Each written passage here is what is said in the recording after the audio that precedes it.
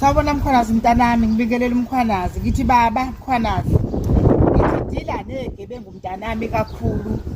Uba ngiphise zonke izinto ungapheli imandla noma bethi bakusabisa ungesabi sokunikelela emasontweni nginikelela kushempe. Labantu abadla imali kangaka sihlele emqashweni ngimdala ngingangafelwa izingane zami. Anginangane ngihlele emqashweni.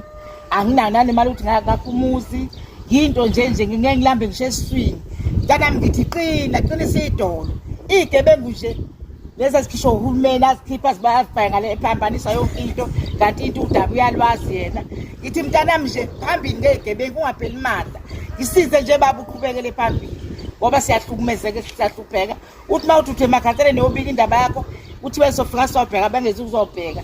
Ungabona ukuthi njengoba ugogo ekhuluma nje uxakeke kangakanani xa endlela esimangaliso. Ngeke ngisole ngisho into engizoyidla noma ngithi ngiyihola lo mali isiya komashonisa sengidade omashonisa. Umuntu sengiyakhona umuntu usela usefuna imali yakhe. Ngendlela nje engihlukumezeke ngayo emoyeni wami ungapheli imanga baba uyazi. Sizokunikelela isonto nginikelela kushembe. Ukunikelela inyanga zonke ngaleyo madlana encane nginikezwa yibona lo hulumeni sithi akuphi imali angayikhuphula.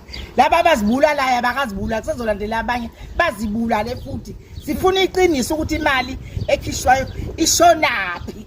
Beqhubizise ngake ihlahla zokwatapeya mawuthi ema-ofisi bangaki imbakama udaba lakhe abalemukwe laba kwenzeni lutho basazoziphihliza abakaziphihli.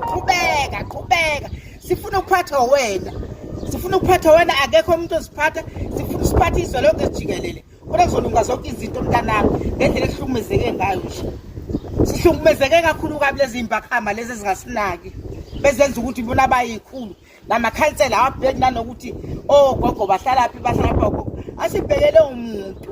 Qhubeka nje ukuthanda kabi. Ukuthanda ngendlela mina ngizokunikelela kashempe. Shemsheni nje khona ngokunikelela wena ngendlela yokuthanda.